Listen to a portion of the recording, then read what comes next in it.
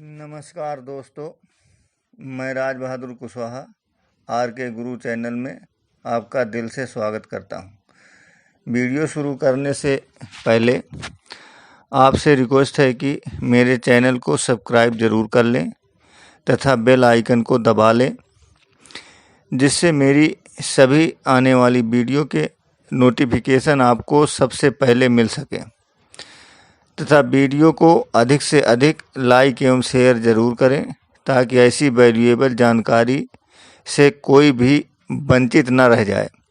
तो आइए वीडियो शुरू करते हैं। दोस्तों, व्यवहारिक जीवन में हम सबको दोस्तों, रिश्तेदारों या किसी अन्य को पैसा उधार देना या लेना पड़ता है। कभी कभी यही लेन देन आपसी मनमुटाव का कारण बन जाता है। हमारे रिश्ते आपस में खराब हो जाते हैं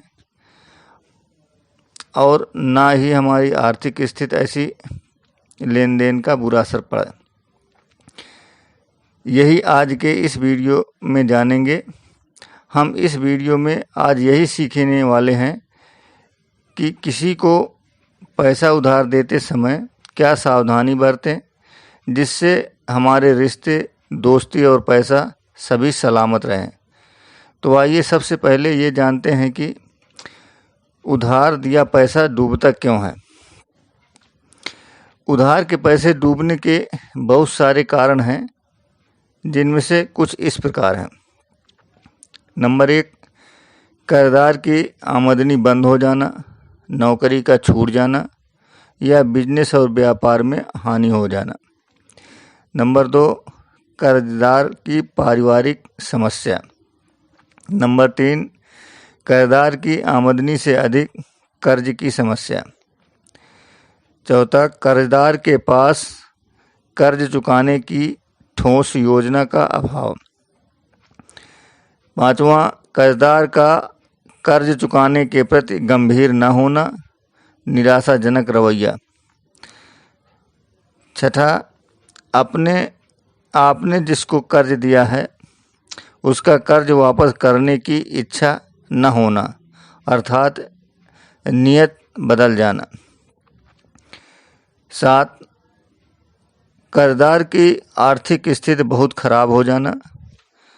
8, कर्जदार के ऊपर उसकी संपत्ति से ज़्यादा कर्ज का होना।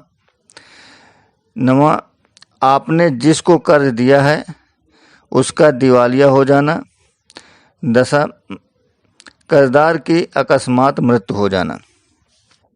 इसके अतिरिक्त और भी अन्य कारण हो सकते हैं जिसकी वजह से उधार दिया हुआ पैसा डूबने का चांस हो सकता है, जिससे आपके पैसे वापस मिलने में दिक्कत हो सकती है। तो अभी तक हमने सीखा कि उधार का पैसा किन कारणों से डूब सकता है। आइए अब ये जानते हैं कि उधार देते समय हम क्या क्या सावधानी रखें जिससे हमारा पैसा व व्यवहार खराब ना हो। सावधानी रखें। पहला, क्या सच में आप उधार देने में सक्षम हैं, अर्थात क्या आपकी खुद की फाइनेंशियल हालत ऐसी है कि आप उधार दे सकते हैं। कहीं ऐसा तो नहीं कि आप खुद भी किसी फाइनेंशियल परेशानी में हैं किंतु फिर भी आप कर्ज देने जा रहे हैं। अगर आपका उधार दिया गया पैसा आपको नहीं मिल पाता है तो इसका आपके फाइनेंशियल पोजीशन पर असर पड़ेगा। यदि आपको लगता है कि उधार का पैसा देने पर वह पैसा समय से वापस नहीं मिला तो आपके ऊपर इसका ज़्यादा असर पड़ेगा। तो आपको इस तरह उधार देने से ज़रूर बचना चाहिए। दूसरा कारण, उधार देकर कहीं ऐसा तो नहीं कि आप दूसरे का बोझ अपने सिर पर ले रहे हैं। उधार देकर किसी और का बोझ अपने सर पर लेने का मतलब ये है कि कहीं ऐसा तो नहीं कि सामने वाले को उधार देकर आपने मदद तो की, लेकिन मदद करने के चक्कर में उसका पूरा बोझ आपके ऊपर आ जाए और इस वजह से आप एक बड़े फाइनेंशियल प्रॉब्लम में आ जाएं।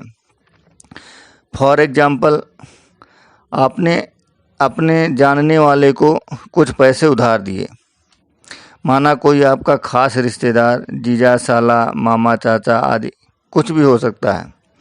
मान लो उधार लेने वाला आपका साला है, तो उसे मना करना मुश्किल होगा क्योंकि वो पत्नी का भाई है। यह कि आपका साला बिजनेस करने के लिए पैसे मांग रहा है। यदि वो किसी गलत काम के लिए पैसा मांगता तो मना भी कर देते। लेकिन अब आप बताइए, आप उधार देंगे या नहीं? बिल्कुल देंगे, क्योंकि साले की मदद कौन नहीं करना चाहेगा। आप अपने साले को पैसा दिया तथा साला बिजनेस शुरू करता है और शुरुआती दिनों में बिजनेस खूब ठीक चल रहा, परंतु जैसे कि कहा जाता है कि हर 10 में से 9 बिजनेस 3 साल के अंदर बंद हो जाते हैं। ठीक यही कंडीशन आपके साले की हो गई और उसका बिजनेस बंद हो गया, तो आप क्या करोगे? आपने तो अपनी लगभग पूरी कमाई या यह कह लो कि बचत के पैसे उसे दे दिए थे। अब आप अपने साले से पैसे कैसे वापस लेंगे? ऐसे ही केस को कहा जाता है कि और का बोझ अपने सिर पर लेना। तीसरा कारण, आप किस काम के लिए कितना पैसा सामने वाले को दे रहे हो। उधार देते समय हमेशा इस बात का ध्यान रखना चाहिए कि आप किस काम के लिए उधार दे रहे हैं और जितना पैसा उधार दे रहे हैं क्या उस व्यक्ति में कर्ज चुकाने की क्षमता है या नहीं, या जिस काम के लिए आप कर्ज दे रहे हैं वाकई में वह व्यक्ति वही काम करना चाहता है या नहीं, और क्या वाकई में उस काम को करने के लिए उतने पैसे की आवश्यकता है या नहीं। आपके दोस्त या रिश्तेदार जो पैसे उधार ले रहा है उसमें वह काम करने की योग्यता का अनुभव है या नहीं, और एक महत्वपूर्ण बात कि उसके पास कर्ज के बदले कोई संपत्ति गिरवी रखने के लिए है या नहीं। ये सभी बातें जानने का प्रयास जरूर करें। जैसे कोई साहूकार या बैंक उधार देते समय ज़रूर पूछते हैं। हमेशा उधार किसी अर्थपूर्ण काम के लिए ही देना चाहिए, जैसे किसी तरह की मेडिकल इमरजेंसी, बच्चों की पढ़ाई या फिर अन्य आवश्यक तथा अनिवार्य खर्चों के लिए, न कि किसी प्रकार के शौक को पूरा करने के लिए, मूर्खता और नासमझी भरे काम और किसी की अपनी जिद भरी पूरी करने के लिए आप उधार देंगे तो आपका पैसा डूब सकता है। चौथा कारण, उधार लेने वाले पर आपको इस बात का कितना भरोसा है कि वह आपका उधार चुका देगा। यह बहुत ही महत्वपूर्ण है। मेरे हिसाब से अगर आप किसी को भी चाहे तो कोई भी हो, आपके घर वाले, आपका खास दोस्त हो या फिर कोई भी, यदि आपको किसी को भी उधार देना पड़े तो सावधानी रखनी चाहिए तथा उधार देने वाले से पहले सोचना चाहिए जैसे जिसको आप उधार दे रहे हो उसके पास क्या प्लान है, वह कितना उधार ले रहा है, क्या वह उतना कर चुकाने में समर्थ है या नहीं। यह भी जानने की कोशिश करें कि वह व्यक्ति और अन्य जगहों से भी कितना लोन ले रखा है। पांचवा कारण, उधार दिए जाने वाले धन को चुकाने की गारंटी और लिखित एग्रीमेंट होना चाहिए। यदि किसी को उधार देना ही पड़े या आप देना चाहते हैं तो आपको इस उधार की गारंटी और सुरक्षा से संबंधित कुछ ज़रूरी चीज़ों का ध्यान रखना चाहिए। नंबर 1, आपको नकद में उधार नहीं देना चाहिए। हमेशा बैंक के माध्यम से ही उधार देना चाहिए। नंबर 2, आप जो भी कर्ज दे रहे हैं उधार, अगर हो सके तो उसको कम से कम 100 रुपये के स्टाम्प पेपर पर एक एग्रीमेंट ज़रूर बनवा लें और इस एग्रीमेंट में सभी शर्तों को ज़रूर मेंशन करें, जैसे दिया गया कर्ज का अमाउंट, ब्याज दर, कितने समय के लिए दिया जाएगा, ब्याज का किसी सिस्टम से गणना किया जाएगा, लोन न चुकाने की स्थिति में कर्जदार अपनी कौन सी संपत्ति गिरवी रख रहा है।